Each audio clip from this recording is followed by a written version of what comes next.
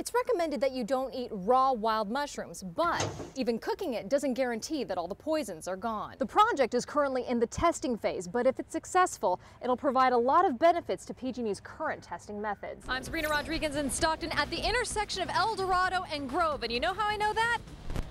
So the entire carrier itself is 330 meters, which means at the end of the day, you've done a lot of mileage. For the average family of 4, they're wasting $2,275 per year, or about 20 pounds of food per person per month. Speaking of wasteful Americans, the study says that the average American will waste 10 times more food than someone from Southeast Asia. Isaac has come and gone and left plenty of damage in his wake, which means it's time for cleanup.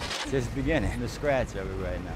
Cleanup and repair crews are everywhere in downtown New Orleans, and Layman Thomas came into work this morning with one thought. Here we go.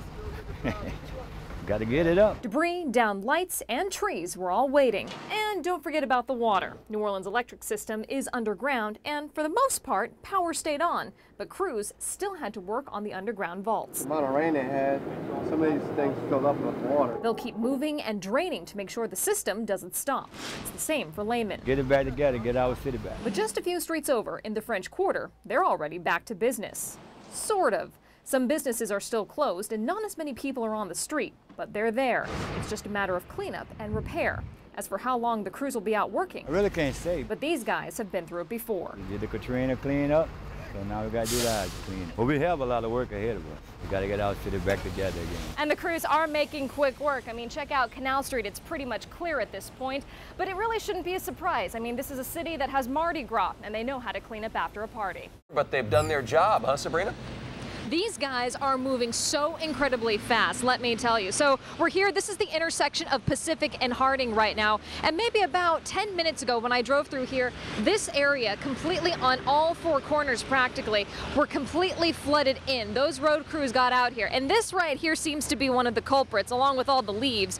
But there's a lot of construction going on here. So to keep dirt from going into the storm drain and clogging it, they had these sandbags and these tarps out. So the storm crew came, they cleared that out, and then they came over here. They were digging around, making sure that there wasn't anything obstructing the drain whatsoever. And then from there, this thing just kind of cleared out like you would clear out a bathtub. So right now it looks like that there is free-flowing traffic right now and free-flowing water, though there are some leaves that could cause some concern later. But we've also heard that near the intersection of Claremont and El Dorado that all 4 lanes are being blocked by flooding there and also maybe some clogged storm drains. So we're going to go check that out next, guys. Death and taxes. Ben Franklin said these were the 2 certainties in life. Well, not only are they certain, when it comes to driving, they're connected.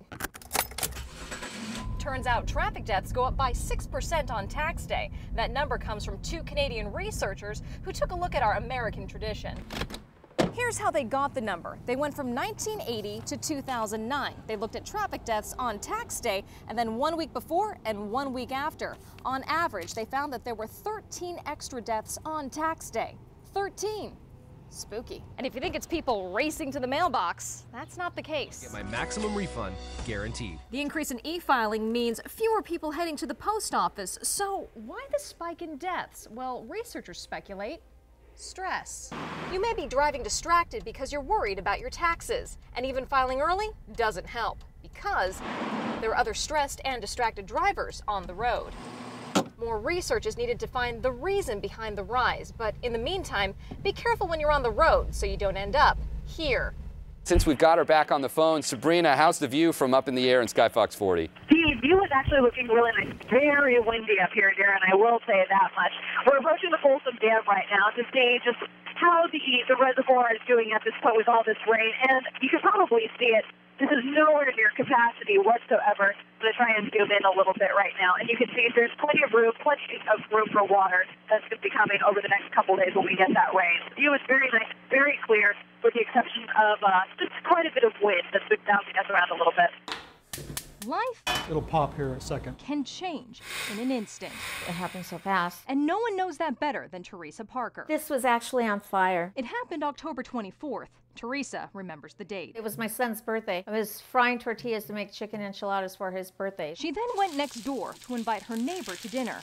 Gone just a few moments, but when she came back, The pan was here. All of this was on fire. she knows better than to put water on a grease fire and to remove the heat source. But that's where she made a classic mistake. People will actually try to carry the pan. Kevin Summers is with Sac Metro Fire. That liquid, it's going to slosh onto your home and potentially onto you. And when I went like this, the oil went like this on me, and it caught on fire. But even after getting the pan to the sink she thought was dry, It kind of exploded. this is what happens when just a cup of water is added to an inch of lit oil. This camera was on the ceiling, 10 feet away from the pan.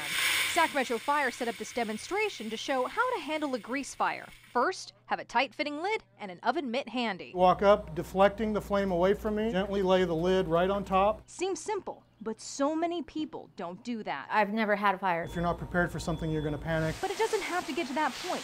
Kitchen fires are preventable. The little bit of smoke that's been generated, your smoke detector is going off already. And you could deal with this before it became a major disaster. We know the benefits of smoke detectors, but there's another device that could be even more valuable. It's called the Stovetop Fire Stop, and it's like having a fireman in a can. Watch what happens when the flames reach the fire stop's wick.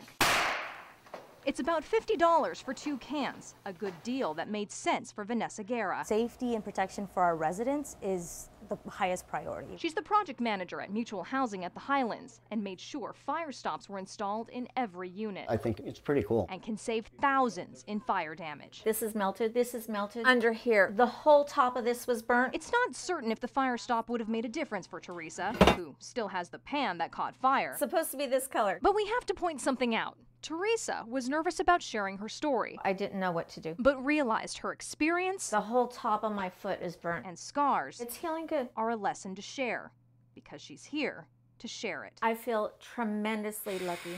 Could have been a lot worse.